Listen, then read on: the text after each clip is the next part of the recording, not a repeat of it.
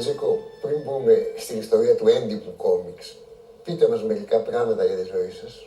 Γεννήθηκα το 1954, ζωγράφιζα από μικρός.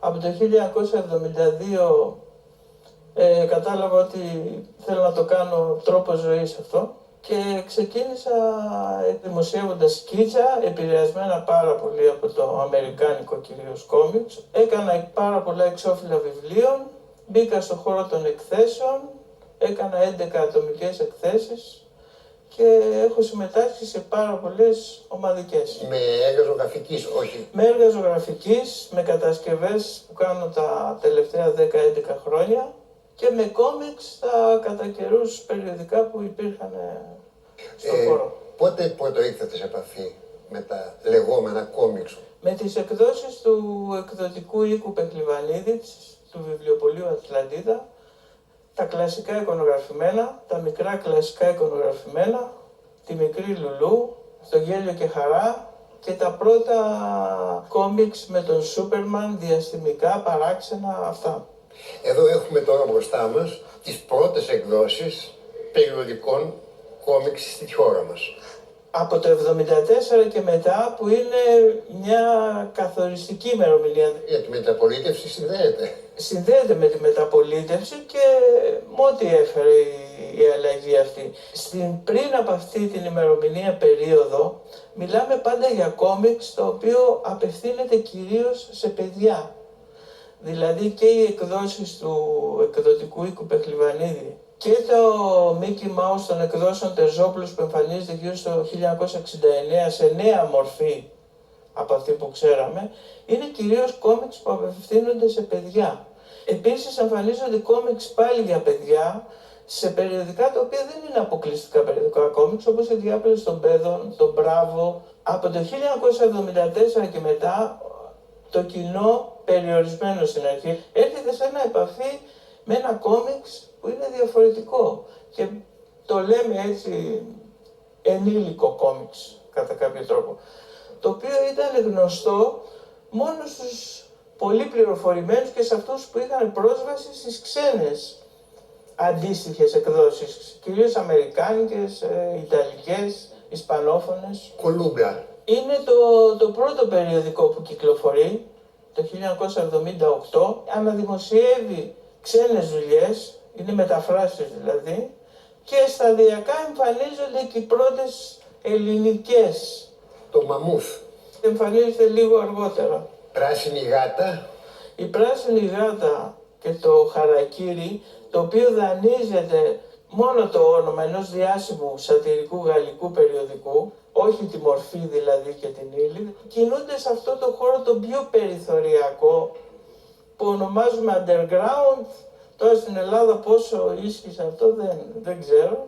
Βαβέλ. Αυτό είναι το πρώτο τεύχος δηλαδή. Αυτό είναι το πρώτο τεύχος της Βαβέλ. Έχει προετοιμαστεί κάπως το κοινό με αυτά. Έχουν συντελεστεί και άλλες αλλαγές στο αναγνωστικό κοινό τα χρόνια που περάσει, τα πρώτα μεταπολιτευτικά.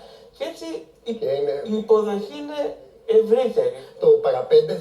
Το Παραπέντε έρχεται λίγο αργότερα από μια εσωτερική διάσπαση που έγινε στον κόσμο που είχε πρωτοκυκλοφορήσει τη Βαβέλ. Η Βαβέλ οργανώνει και φεστιβάλ. Αυτό έρχεται αρκετά αργότερα. Εδώ βλέπω και του Αρκά. Δεν είναι η πρώτη εμφάνιση του Αρκά. Η πρώτη εμφάνιση του Αρκά, αν δεν κάνω λάθος, είναι στο περιοδικό Σχολιαστής. Ήταν περιοδικό, αν το θυμάστε, κοινωνικής κριτικής, πολιτικού σχολιασμού, το οποίο όμως είχε και σελίδες κόμιξ. Την ίδια εποχή περίπου εμφανίζεται και ο Ιωάννου βέβαια. Με πολιτικά κατεξοχήν κόμιξ, ολοσέλιδα. Η επόμενη μέρα. Το Παραπέντε. Η επόμενη μέρα. Το μικρό Παραπέντε. Ναι. Και οι πρώτες βοήθειες για πεσμένο ηθικό είναι της ίδιας εκδοτικής ομάδας που εκδίδει το Παραπέντε. Και εδώ έχουμε τη Βαβέλ, 25 χρόνια Βαβέλ. Αυτό είναι ένα επαιτειακό τεύχος σχετικά πρόσφατο, που βγήκε για τα 25 χρόνια της εκδοτικής παρουσίας της Βαβέλ. Γαλέρα. Η πιο καινούργια έκδοση, ένα περιοδικό εξαιρετικά ενδιαφέρον. Μεγάλο μέρος των σελίδων του είναι με κόμιξ, με εικονογράφηση, με εικονογράφους Κατά τα άλλα είναι ένα περιοδικό πολιτικής, κοινωνικής κριτικής, αλλά με έντονη παρουσία των κόμιξ μέσα. Μέσα σε αυτό το τεύχος της γαλέρας έχετε και ένα δικό σας κόμικ που είναι ο θρήνος του απαιτητικού ανθρώπου. Δεν θεωρώ τον εαυτό μου σαν κατεξοχή κομιξά. Προσεγγίζω το κόμιξ μερικές φορές μέσα από κείμενα ποιητικά, κείμενα απρόσμενα, δηλαδή ένα απόσπασμα ενός γράμματος, και είναι συνήθως ολιγοσέλιδα κόμιξ, το πολύ 2 με 3 εικόνες.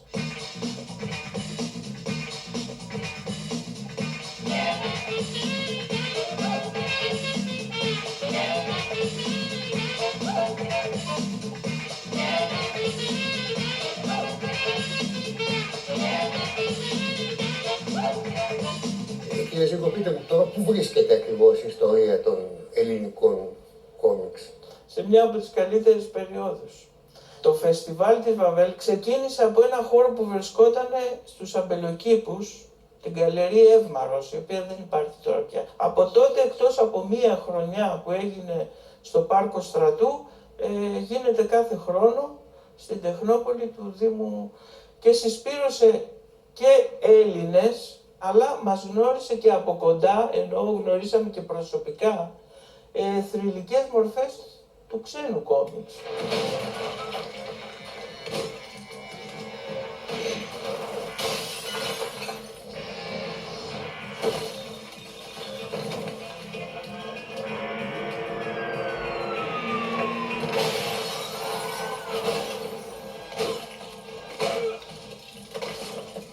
Ποιος θα ήταν ο αγαπημένος σας ξένος κομίστας?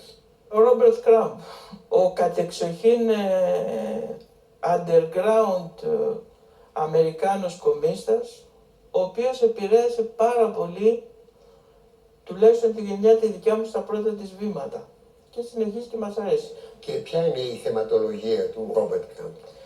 Θα σας πω καλύτερα ποια ήταν η θεματολογία του underground comics. Ήταν αυτό το οποίο κινήθηκε καταρχήν έξω από τα μεγάλα εκδοτικά συγκροτήματα, που ήταν η Marvel, η DC Comics στην Αμερική, με πάρα πολύ σκληρό χιούμορ, αντίστοιχα πάρα πολύ σκληρό σκίτσο σε σχέση με το έτσι εξοραϊσμένο και καθώς πρέπει σκίτσο που είχαν τα κλασικά εικονογραφημένα, τα κόμιξ της Disney, με βία και σεξ πάρα πολλές φορές, το οποίο έκανε μια κριτική στον αμερικάνικο τρόπο ζωής.